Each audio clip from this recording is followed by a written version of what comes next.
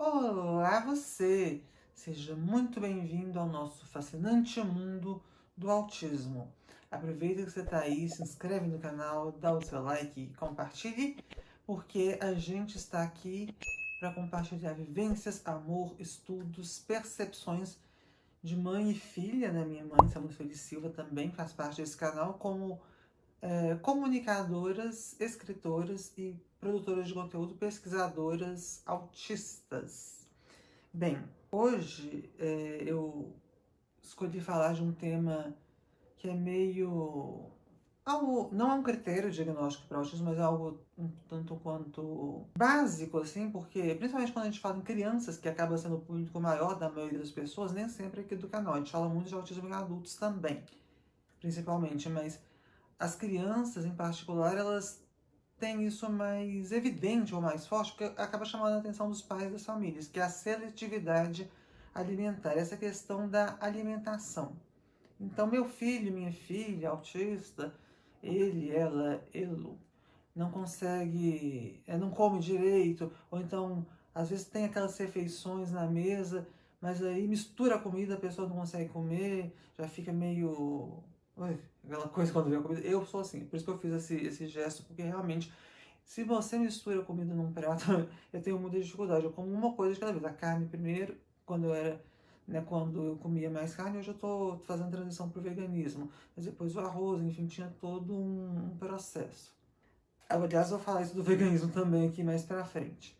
Mas a alimentação das pessoas autistas é um grande desafio porque a gente tem uma rigidez na maneira como a gente interpreta as informações da vida, do ambiente, do entorno, né?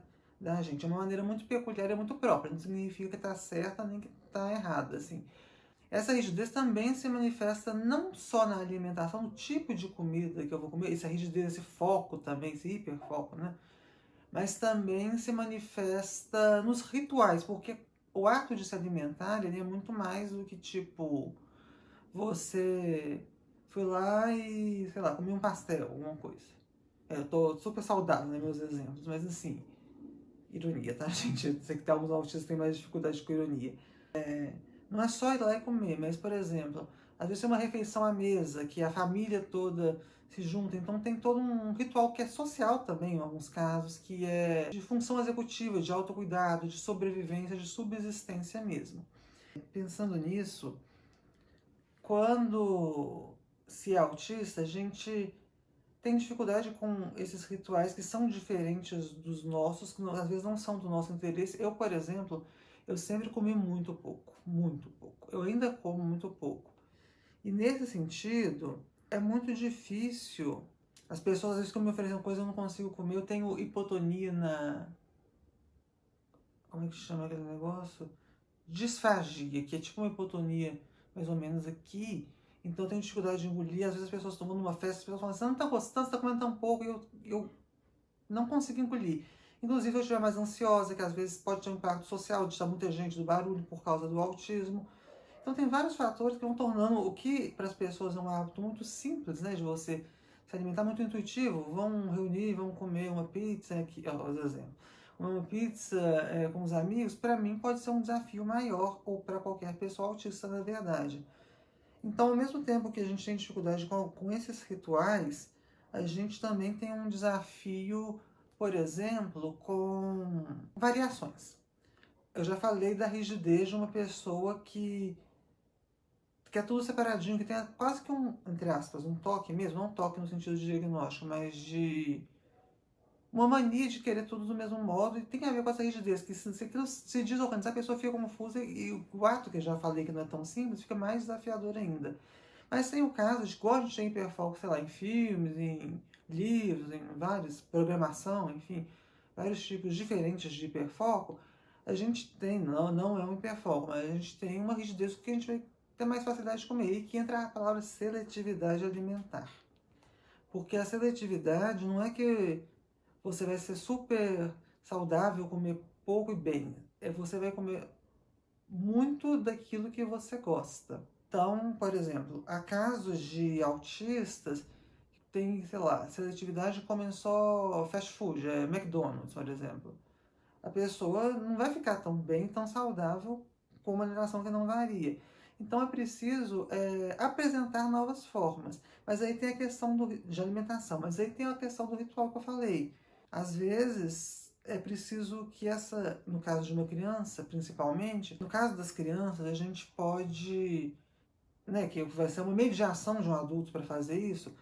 Essa pessoa adulta, ela tem que conter, e eu sei que isso é difícil para mães, pais principalmente, mas assim, conter um pouco a ansiedade dela com o momento. Porque quando aquilo vira um grande evento, a hora da refeição, é uma responsabilidade tão grande comer ou se alimentar, que não é um ato tão intuitivo, né? Como eu disse, que vira um peso para a pessoa, assim, e fica muito difícil naquele momento. Ela vai evitar, e cada vez mais vai virando um hábito, então, não comer de maneira adequada, e aí a pessoa pode desenvolver deficiência nutricional, por exemplo. Há muitos casos de autistas adultos que têm uma vida extremamente funcional, mas que por terem essa seletividade, essa alimentação comprometida, têm problemas de saúde mais sutis, mais discretos, que as pessoas não percebem, mas que ao longo prazo podem trazer consequências graves para a vida delas. E mudando um pouco esse foco, então, para a minha alimentação, assim, para como que eu fui lidando com essa minha seletividade que era muito forte, eu comia só pipoca, o refrigerante, essas coisas, eu descobri que eu tenho um tipo de... Achei engraçado até minha mãe explicando uma vez o tipo de resistência à comida que eu tenho. Eu tenho resistência a essas comidas que as pessoas comem no dia a dia. Eu tenho muita dificuldade. Não é porque eu sou mimada por isso ou por aquilo, não.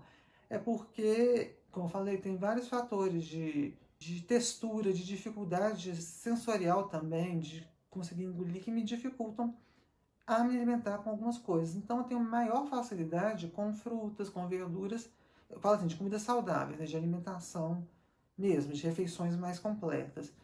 Então eu comecei, eu tenho um primo que é vegano, o Renan, que é um psicólogo bem bacana.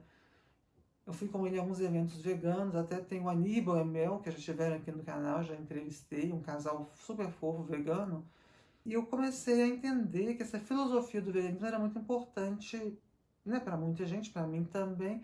Mas, sobretudo, eu confesso que eu não fui tão altruísta assim, não. Eu queria mesmo era algo que fosse mais adequado à minha alimentação. E o veganismo chega muito mais perto disso do que uma alimentação comum. Claro que cada um vai descobrir a sua forma. E claro que também, com todas as dificuldades que eu tenho, às vezes uma transição tão radical da alimentação não é fácil. Por isso que eu estou em transição para o veganismo e é uma transição muito mais lenta do que eu gostaria.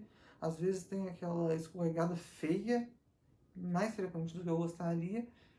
Mas assim, é descobrir o seu caminho, é descobrir o que faz sentido para você e conduzir, no caso dos seus filhos, a que eles descubram também. É não impor que a pessoa seja o que você deseja. Descubra quem ela é, que vai ser a melhor versão dela mesma, inclusive para alimentação. Só recapitulando aqui, o que eu queria deixar com esse vídeo é muito conter um pouco a ansiedade em relação à alimentação, entrar com intervenções que ajudem a entender a parte sensorial e a rigidez da alimentação, mas também tornar mais prazeroso, mais lúdico esse momento, mais integrado ao cotidiano de uma forma que a pessoa não vira um grande evento que realmente vai trazer um peso para ela. Então é isso, pessoal. Muito obrigada. Um grande beijo. Até mais. Tchau, tchau.